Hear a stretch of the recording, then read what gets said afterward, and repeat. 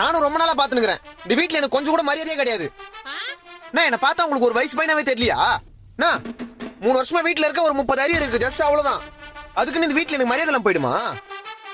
ஒவ்வொரு வீட்டுல நாய் கூட தான் வளர்க்குறாங்க. அது நான் வேலைக்கு போகுது. அதுக்கு தேவையானதை போட்டு என்ன சொகுசா பாத்துக்கிறாங்க தெரியுமா? டேய், அப்போ உன்னை நீயே நாயின்னு சொல்லிக்கிறியா? நீ எனக்கு நாயா இருக்கும் போது நான் உனக்கு தாயா இருக்க கூடாதா? எது?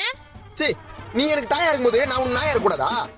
இந்த பாரு, ஒரே ஒரு வேலை மட்டும் கிடைக்கட்டும். என் சம்பளத்தை வந்து மூஞ்சில விசிலிச்சு உன் வாயிலையும் அப்பா வாயிலையும் ஒரு நாள் டேப் போட்டுல நான் மட்டும் பாரு. என்னடா உங்க அப்பா வீட்டுல இல்லன்னு தைரியத்துல பேசுறியா?